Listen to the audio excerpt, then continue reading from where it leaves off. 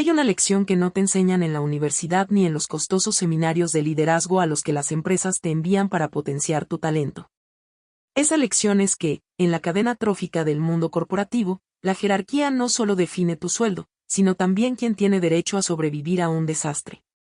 Me llamo Elena y durante casi 4 años viví en una burbuja de cristal, creyéndome especial, creyéndome invulnerable porque caminaba de la mano, aunque fuera a escondidas, del hombre que era dueño de todo el edificio. Pero la realidad es que yo no era una socia, no era una compañera y definitivamente no era igual a él. Yo era un activo depreciable, y el día que el escándalo estalló, fui descartada con la misma frialdad con la que se desecha una computadora vieja o un mueble de oficina que ya no encaja con la nueva decoración. Mi historia comienza en una de las firmas de arquitectura más influyentes de la ciudad, un lugar donde el diseño no solo era un trabajo, sino una religión. Entré a Méndez y Asociados con el currículum lleno de honores y el corazón lleno de una ambición que ahora, mirando hacia atrás, me parece casi patética. Ricardo Méndez, el fundador, era un hombre que lo tenía todo, un hombre respetado a nivel internacional. Una familia que aparecía en las secciones de sociedad de los periódicos y un carisma que podía convencer a cualquiera de que el cielo era verde si él así lo diseñaba. Cuando me asignaron como su proyectista principal para el nuevo distrito financiero, sentí que mi carrera se disparaba hacia las estrellas. Ricardo no era solo mi jefe, era mi mentor, mi ídolo y, muy pronto, se convirtió en el centro de mi universo. La seducción fue un proceso lento y calculado, una obra de arquitectura en sí misma. Empezó con cumplidos sobre mi visión espacial, luego con cenas de trabajo que se prolongaban hasta la medianoche y, finalmente, con confesiones íntimas sobre su soledad en la cima. Me contaba que su esposa era una mujer fría, interesada solo en el estatus y en las obras de caridad que servían para limpiar la imagen de la familia, mientras que yo era fuego, creatividad y vida. Qué frase tan trillada, ¿verdad? Pero cuando tienes 26 años y el hombre más poderoso que conoces te lo dice al oído mientras comparten una botella de vino de $300, ¿te lo crees?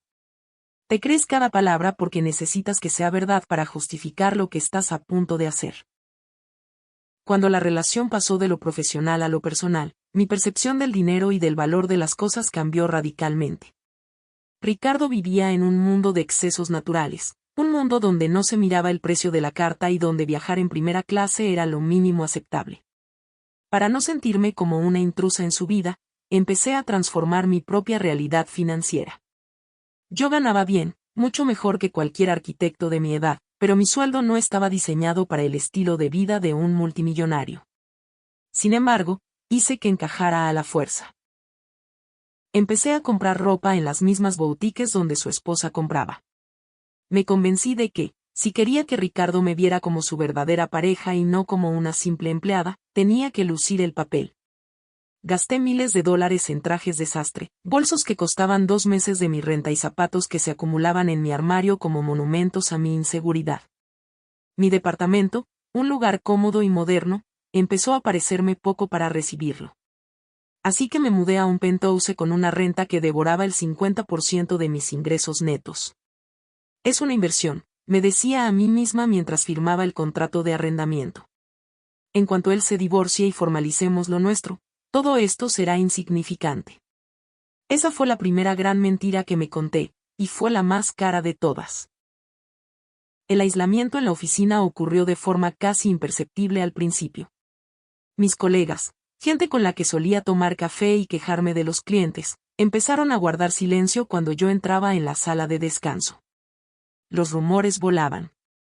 No importaba qué tan buenos fueran mis planos o cuántas horas pasara frente a la computadora, para ellos, mis ascensos y mis bonos no eran fruto de mi talento, sino de mis servicios adicionales. Me dolía, por supuesto, pero me refugiaba en la oficina de Ricardo. Él me decía que eran ataques de gente mediocre que no entendía la excelencia. Me hacía sentir que estábamos nosotros contra el mundo, una narrativa clásica de las relaciones tóxicas que te aísla de cualquier crítica constructiva. Lo que no vi fue cómo mi habilidad profesional se estaba atrofiando. Ricardo me protegía de los errores. Si un cliente se quejaba de un retraso, él lo arreglaba. Si un cálculo salía mal, él hacía que alguien más lo corrigiera sin que yo me enterara. Me volví una arquitecta de cristal, brillante por fuera, pero frágil y sin sustento por dentro. Estaba perdiendo mi capacidad de lucha, mi resiliencia y mi contacto con la realidad del mercado laboral. Vivía en una burbuja financiada por mi propia deuda y protegida por el poder de un hombre que, al final del día, regresaba a dormir a su mansión con su esposa. El día del colapso, el mundo de cristal estalló en 1000 pedazos. No hubo una señal de advertencia, no hubo un correo previo. Fue un lunes cualquiera, uno de esos días en los que llegas con la energía renovada. Estábamos en una reunión de socios para presentar el proyecto de una torre de oficinas. La puerta de la sala de juntas se abrió de golpe y entró Silvia, la esposa de Ricardo. No era la mujer fría que él me había descrito, era una mujer furiosa, herida y, sobre todo, extremadamente inteligente. Silvia no perdió el tiempo con gritos histéricos. Simplemente puso una carpeta sobre la mesa de mármol y la deslizó hacia el centro, frente a los otros 3 socios principales. En la carpeta había de todo, fotos de nuestras escapadas de fin de semana, capturas de pantalla de mensajes de texto donde hablábamos de nuestro futuro y, lo más devastador, un registro de gastos de la empresa que Ricardo había usado para comprarme regalos y pagar viajes. Silvia no me miró a mí, miró a los socios y les dijo, ¿van a permitir que este hombre ponga en riesgo la reputación de la firma y el dinero de los accionistas por una aventura con una empleada? El silencio que siguió fue el sonido de mi carrera profesional muriendo.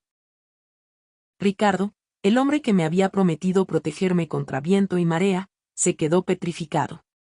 No me miró. No se levantó para defenderme. No dijo, Elena es una excelente arquitecta y esto es un asunto personal. Se quedó mirando sus manos, como si de repente fueran lo más interesante del mundo. En ese momento, la balanza de poder se inclinó con una violencia absoluta. Los socios, hombres que habían cenado conmigo y que me habían felicitado por mis diseños, cambiaron su expresión. Ya no era la brillante Elena, ahora era el problema legal que hay que eliminar. Me sacaron de la reunión en menos de 2 minutos. Me escoltaron a mi oficina, no para consolarme, sino para asegurarse de que no me llevaran nada que no me perteneciera. Un guardia de seguridad, un hombre al que yo solía saludar cordialmente todas las mañanas, se quedó parado en la puerta mientras yo metía mis cosas en cajas de cartón. Mis compañeros de trabajo pasaban por el pasillo y miraban hacia otro lado, algunos con lástima, otros con una satisfacción mal disimulada. Era la caída de la favorita, y el público siempre disfruta de un buen linchamiento corporativo. Recursos Humanos me entregó mi carta de despido esa misma tarde. No hubo negociación, no hubo indemnización por años de servicio.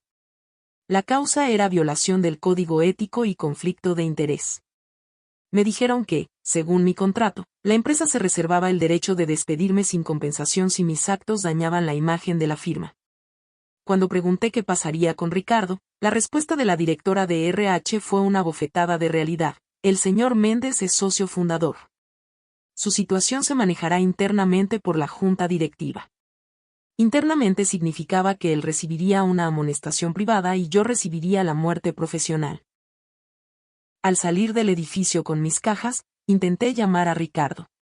1 vez, 10 veces, 50 veces. Mi número ya estaba bloqueado. Intenté ir a su casa, pero la seguridad privada me impidió el paso. Él se había esfumado. El hombre que decía que yo era su alma gemela me había borrado de su vida en el momento en que su estatus social se vio amenazado. Me quedé sola, en la acera, bajo la lluvia, con una deuda masiva en mis tarjetas de crédito y un currículum que ahora era radiactivo. Los meses que siguieron fueron un descenso al infierno de la realidad financiera. Mi departamento de lujo, ese que había alquilado para recibirlo, se convirtió en una trampa. Sin mi sueldo de gerente, no podía pagar ni la primera semana del mes. El banco empezó a llamarme. Las boutiques donde había comprado mi ropa de socia me enviaban notificaciones de cobro. Tuve que venderlo todo. Mis bolsos de marca terminaron en tiendas de segunda mano por 1/4 parte de lo que pagué por ellos. Mi auto fue embargado. En menos de 90 días, pasé de vivir en un penthouse a dormir en el sofá de la sala de mis padres, rodeada de cajas de cartón y notificaciones legales. Pero lo más difícil no fue la falta de dinero, sino el silencio del mercado laboral. En el mundo de la arquitectura de alto nivel, todos se conocen. Cada vez que enviaba mi portafolio a una firma, recibía la misma respuesta silenciosa. Nadie quería contratar a la chica del escándalo de Méndez. Mi talento ya no importaba, solo importaba mi historia. Me di cuenta de que Ricardo no solo me había robado mis ahorros indirectamente al hacerme vivir por encima de mis posibilidades, sino que me había robado mi futuro. Él seguía en su puesto, diseñando edificios icónicos y recuperando su matrimonio con viajes a Maldivas que aparecían en Instagram. Mientras yo era una paria que no podía conseguir ni una entrevista para diseñar una remodelación de cocina. La depresión se instaló en mi vida como un inquilino que se niega a irse. Pasaba los días analizando cada conversación, cada mensaje, tratando de encontrar el momento exacto en que debía haber corrido. Me sentía estúpida por haber creído que el amor podía existir en una relación basada en una asimetría de poder tan brutal. Me sentía culpable por haber gastado mis ahorros de años en ropa y lujos vacíos solo para impresionar a un hombre que ya lo tenía todo. La independencia financiera por la que tanto había trabajado se había esfumado en un torbellino de vanidad y manipulación. Tuve que reinventarme por pura necesidad de supervivencia. Dejé la ciudad y me mudé a una provincia pequeña, donde mi apellido no significaba nada y el escándalo de Méndez era solo un eco lejano que nadie recordaba. Conseguí trabajo en una oficina técnica municipal, revisando permisos de construcción y diseñando parques comunitarios. Mi sueldo es hoy una fracción de lo que solía ser, pero por primera vez en años, es un sueldo que me pertenece por completo. No tengo que comprarme un traje de $1000 para ir a trabajar. No tengo que fingir que soy alguien que no soy para que un hombre poderoso me valide. Sin embargo, el daño financiero persiste. Aún estoy pagando los préstamos que pedí para cubrir los últimos meses de mi vida en la ciudad. Aún estoy reconstruyendo mi historial crediticio, que quedó en ruinas tras el colapso. Pero el daño más profundo es el que no se ve en los estados de cuenta. Es la desconfianza. El miedo a volver a confiar en un entorno laboral y la amargura de saber que, en el juego del poder, las reglas no son iguales para todos. Ricardo Méndez sigue siendo un hombre respetado. Su firma sigue prosperando. A veces veo su nombre en los créditos de algún gran proyecto nacional y siento un pinchazo en el pecho, no de amor, sino de una rabia fría y lúcida. Él no perdió nada. Sus hijos siguen en colegios caros. Su esposa sigue a su lado manteniendo la fachada de la familia perfecta y su cuenta bancaria sigue creciendo. Yo fui el sacrificio necesario para que su mundo no se derrumbara. Fui el daño colateral de su egoísmo y mi propia ceguera. Si hay algo que quiero que aprendas de mi historia es que el trabajo y el romance son una mezcla explosiva donde el que tiene menos poder siempre sale quemado. No importa cuántas promesas te hagan, no importa cuánto te digan que eres diferente o que están juntos en esto.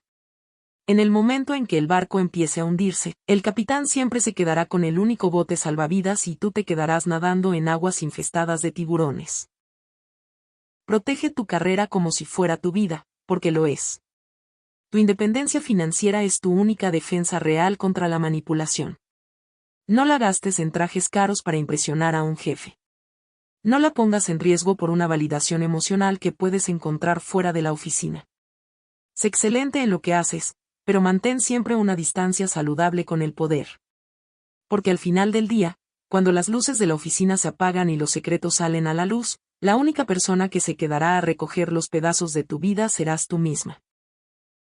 Hoy, cuando miro mis manos, ya no veo los anillos caros que él me regaló, y que tuve que vender para pagar mi deuda. Veo manos que saben dibujar, que saben construir y que, sobre todo, saben levantarse después de una caída catastrófica. Mi carrera no ha terminado, pero ahora está construida sobre cimientos reales, no sobre los caprichos de un hombre poderoso. He aprendido que la verdadera arquitectura de una vida exitosa no se trata de qué tan alto puedes llegar, sino de qué tan sólida es la base sobre la que estás parada. Y mi base, aunque ahora sea más pequeña y modesta, es finalmente mía y de nadie más. A veces, por la noche, me pregunto si Ricardo piensa en mí. Si alguna vez, al ver los planos de la torre que diseñamos juntos, siente un atisbo de remordimiento por haberme dejado en la calle. Pero luego recuerdo la frialdad de su mirada en aquella sala de juntas y entiendo que la respuesta es no. Los hombres como él no tienen tiempo para el remordimiento. están demasiado ocupados manteniendo su lugar en el mundo. Y esa es la lección final: no esperes justicia de un sistema diseñado para proteger a los que están arriba. La única justicia es la que tú te construyes al sobrevivir y al negarte a ser una víctima por el resto de tu vida. He pagado mi deuda con el pasado, tanto la financiera como la emocional, y aunque el camino ha sido largo y doloroso, finalmente he salido del edificio de Méndez y Asociados para nunca volver.